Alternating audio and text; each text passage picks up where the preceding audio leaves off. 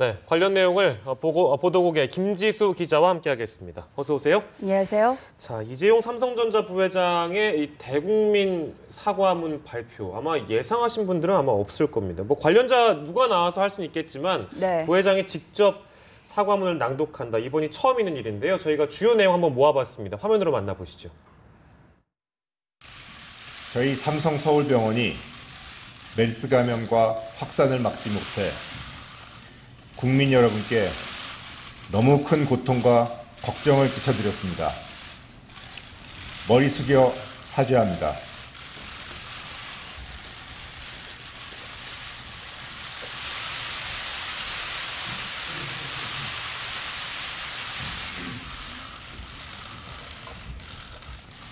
저희 아버님께서도 1년 넘게 병원에 누워 계십니다. 환자분들과 가족분들께서 겪으신 고통과 불안 조금이나마 이해하고 있습니다. 환자분들은 저희가 끝까지 책임지고 치료해 드리겠습니다. 저희는 국민 여러분의 기대와 신뢰에 미치지 못했습니다. 제 자신 참담한 심정입니다. 책임을 통감합니다. 사태가 수습되는 대로 병원을 대대적으로 혁신하겠습니다. 어떻게 이런 일이 발생했는지 철저히 조사하고 재발 방지를 위해 최선의 노력을 다하겠습니다. 다시 한번 진심으로 사과드립니다.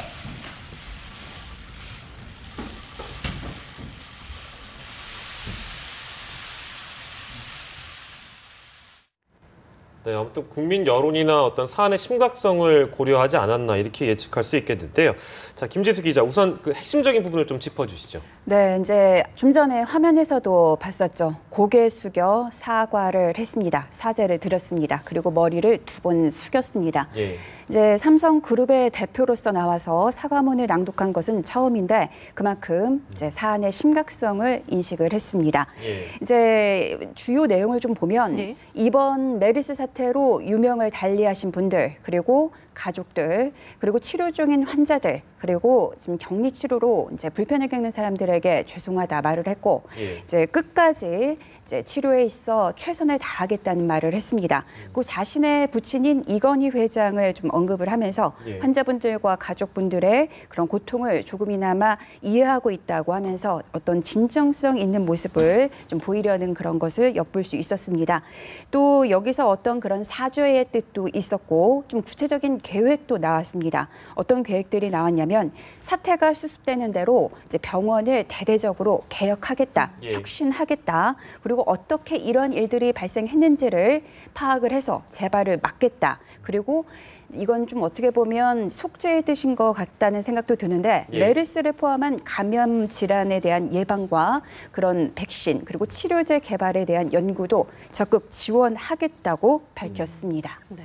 내용을 좀 하나하나씩 짚어보겠습니다. 먼저 환자들에 대해서는 끝까지 책임지고 치료하겠다. 이 부분은 어떻게 해석할 수 있을까요? 네, 지금 뭐 이제 삼성 서울병원에서 지금 나오고 있는 환자들이 절반을 넘었습니다. 예. 80여 명이 넘는데 이 현재 나오고 있는 환자들을 끝까지 말 그대로 최선을 다하겠다는 뜻도 있을 테고 저는 이 발언을 들으면서 좀 느꼈던 생각이 뭐냐면 얼마 전 그 독일에서 그 메르스 완치자가 합병증으로 사망했다는 그 외신 보도가 떠올랐습니다. 예. 그래서 아무래도 이제 삼성에서는 이제 그런 점들을 좀 미래에 알고서 네. 어떤 병이든 사실 완치라는 것은 없습니다. 합병증과 재발의 위험이 있는데 메르스는 워낙 생긴 지가 3년밖에 되지 않은 질환이라 좀 두고 봐야 되겠지만 예. 앞서 독일인의 경우는 사망을 했습니다. 그렇기 때문에 좀 그러한 현재 치료를 받거나 퇴원을 했어도 좀 모니터링을 해서 예. 그 사람들의 어떤 합병증 발생을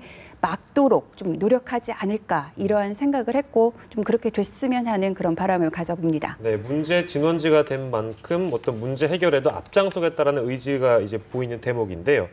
응급실 구조 개혁에 대해서도 언급을 했고 음압병상도 마련하겠다 이런 내용도 밝혔죠. 네, 이제 사태가 수습되는 대로 병원을 전부 다 말 그대로 뜯어 고치겠다 이런 말을 했는데요. 예. 이제 응급실과 관련해서는 이 얘기를 했습니다. 호흡기 질환 감염자 예. 그리고 일반 환자가 응급실에 찾았을 때 출입구를 따로 해서 그런 감염을 예방을 하겠다 이런 이야기를 했는데 예. 지금 뭐 삼성 서울병원은 지금 물론 부분 폐쇄가 됐지만 이 이번 메르스 사태를 겪으면서 주요 병원에서 지금 선별 진료라는 걸 하고 있습니다. 예. 메르스 의심 환자는 응급실을 갈 수가 없습니다. 응급실 앞에 있는 선별 진료소를 통과하게 되는데 네. 마치 이게 이제 지금은 임시적으로 마련된 거지만 이런 메르스와 같은 신종 감염병을 예방하기 위해서 이런 거를 상시적으로 마련하겠다 이렇게 좀 해석이 되고 있습니다. 예. 그리고 이제 그 음압병상이 삼성서울병원에 없었다는 그런 보도가 나가면서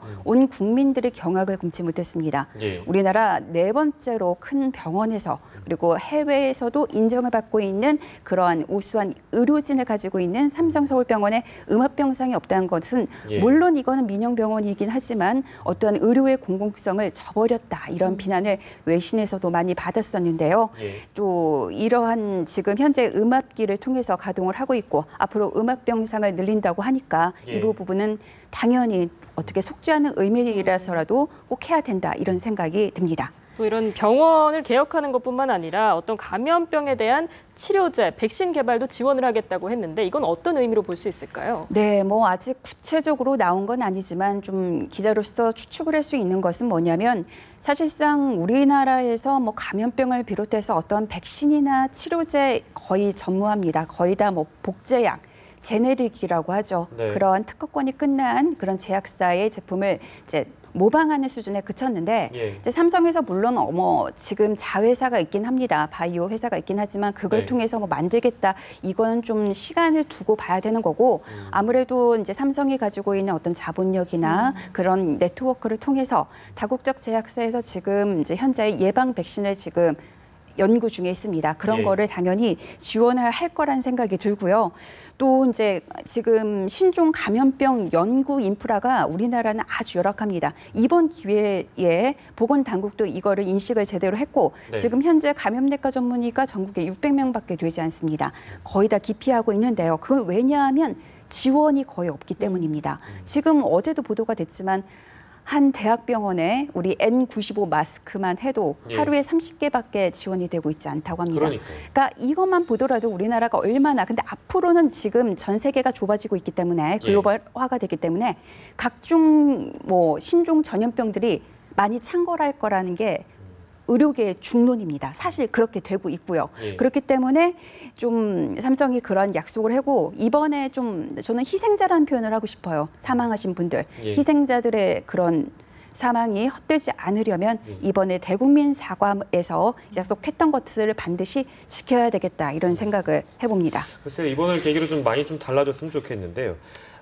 문제점들은 여전히 남아 있는 것 같습니다. 삼성서울병원 같은 경우에는 이제 내일 부분 폐쇄가 끝나게 되는데 이거 두고서도 좀 우려의 목소리가 많은 것 같아요. 좀 더 기간을 연장해야 되는 거 아니냐 네. 이런 목소리도 나오고 있고요. 네, 맞습니다. 사실 요 부분 폐쇄 24일이 된 게 예. 이제 그 우리가 134번이라고 하는 그 이송 요원에 그렇죠. 6월 2일부터 10일까지 본인의 증상이 있는데도 삼성서울병원에서 근무를 했습니다. 예. 10날을 기준으로 했을 때 14일 후니까 내일이 24일입니다. 네. 그러니까 잠복기가 끝난다. 이 계산 하에 24일이 이제 부분 폐쇄가 종료되는 것으로 계획을 했던 겁니다. 예. 근데 지금 뭐 최대 잠복기 이야기도 나오고 그게 어떻게 되는 건지는 아직 지금 역학조사 중이지만 예. 어제 오늘만 해도 삼성서울병원에서 각각 한 명씩 추가 감염자가 나오고 있습니다. 예. 그리고 지금도 나오고 있고 또 하나 제가 계속 지적을 하는데 166번 환자의 경우 삼성서울병원 안병동에서 예, 안병동에서 가족을 간호하다가 예. 메르스에 감염이 됐습니다. 지금 며칠이 지났는데도 그 감염 경로가 확인되지 않고 있어요. 이 부분에 대해서는 어떤 해명도 없습니다. 예. 그렇기 때문에 지금 사실상 뭐 의료계에서는 그런 게 좀 중론입니다. 이걸 폐쇄로 간다고 폐쇄를 연장하는 게 현재로서는 맞는 거다. 예. 물론 오늘 삼성에서 이재용 회장도 그렇고 송재훈 병원장도 언급을 했습니다. 예. 뭐 보건 당국의 그런 결정을 따르겠다 했는데 예, 예. 이 부분에 있어서는 현재 여론이 계속 폐쇄가 더 가야 된다. 이게 좀 압도적입니다. 네, 그런 여론을 과연 보건당국이 반영을 해서 결정을 하게 될지 좀 더 기다려봐야 될 것 같고요. 오늘 예. 또 김지수 기자께서 나오셨기 때문에 네. 메르스 추가 소식을 좀 여쭤보도록 하겠습니다. 저희가 듣고 있기로는 뭐 슈퍼 전파자로 알려진 14번 환자가 퇴원을 했다거나 임신부가 건강하게 출산을 했다. 좋은 소식도 들리지만 또 우려해야 할 부분도 있는 것 같아서요. 어떤 부분을 봐야 될까요? 네, 좀 이 부분에 있어서는 제가 좀 미소를 좀 띠고 싶은데 예. 뭐냐면 네, 이제 79세 치매에 걸렸던 할머니가 완치했습니다. 예. 이 할머니는 최고령자입니다. 어. 메르스와 싸운. 예. 근데 이제 메르스 입원 당시에는 좀 의사소통을 글쎄 하기 어렵잖아요. 힘들어요. 치매니까. 예. 근데 이거는 후문이긴 한데 예. 할머니 집에 가도 됩니다. 이런 말을 했더니 정말 그러냐 말기를 또 이렇게 또 그러셨어요? 이렇게 하셨다고 합니다. 참 예. 그 모습을 보면서 참 우리나라 어머니들의 그 어머님들의 힘이 참 크다 그런 예. 생각이 들었고 예. 또 하나는 뭐냐면 며칠 전에 그 세 번째 퇴원자였죠. 천식을 20년간 알았던 77세 우리가 천식 할머니 이 말을 했는데 예. 폐렴까지도 왔습니다. 합병증이. 그런데도 희망의 끈을 놓지 않고 예. 본인은 싸웠다 해서 그 김복순 할머니도 있고 또 오늘 또 좀 반가운 이야기가 뭐가 있냐면 70대, 60대 고령인데 예. 4년 전에 대장암과 간암을 각각 수술을 받았습니다. 그런데 공교롭게 같은 날 퇴원을 하게 됐습니다. 네. 그리고 10대 환자죠. 그 뇌종양 때문에 삼성서울병원을 갔는데 응급실에서 감염이 됐는데 예. 또 퇴원이 됐습니다. 그러니까 메르스가 완치될 수 있다, 치료가 될 수 있다라는 것을 좀 엿볼 수 있는 그런 대목이다. 그리고 임신부도 오늘 새벽 4시 반에 건강한 남자아이를 이제 출산을 했습니다. 네, 제왕절개로 또 무사히 아들을 또 출산하셨다고 하니까 축하드린다는 말씀을 드리고 싶고요. 퇴원하신 분들도 아무튼 고생하셨습니다. 근데 이제 마지막으로 우리 김지수 기자도 자가격리 대상자였잖아요. 그리고 이제 예. 회사로 복귀를 하셨는데 네.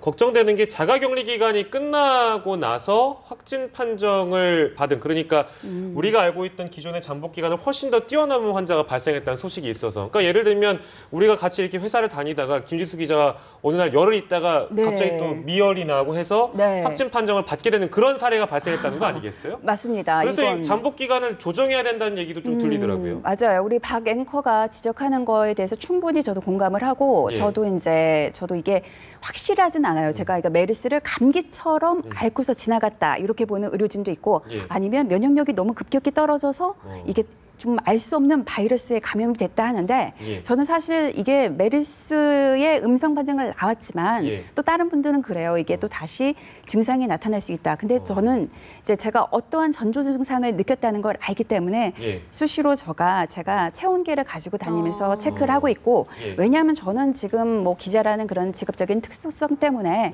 워낙 많은 사람들을 접촉하고 있고 예. 지금 한 언론사가 그럼 마비가 되는 거 아닙니까? 예. 그런 책임감을 가지고 출근을 했고요. 예. 지금 좀 그런 말씀을 드리고 싶어요. 지금 나라에서 보건당국에서 완치되신 분들을 대상으로 꾸준히 모니터링을 한다고 하는데 예. 지금 보건당국도 할 일이 많습니다. 우리 지금 완치되신 분들 아니면 음성 판정을 받으신 분들 반드시 본인의 어떤 증상이 나타나면 반드시 국번 없이 109로 전화하셔서 예. 본인의 상태를 말하고서 조치를 받아야 한다는 거. 그러니까 우리 모두의 협조가 필요하다는 생각이 들고 저도 뭐 제 몸뿐만 아니라 저로 인해서 뭐 다른 분들이 이게 다 연결고리니까 예. 어떤 그런 책임 의식을 가지고서 꾸준히 제 몸 상태 지켜보겠습니다. 네, 격리가 해제된 후에도 안심을 할 수는 없을 것 같고요. 말씀하신 대로 증상이 나타나면 국번 없이 109로 신고를 하시면 될 것 같습니다. 여기까지 듣겠습니다. 지금까지 김지수 기자였습니다. 고맙습니다. 고맙습니다.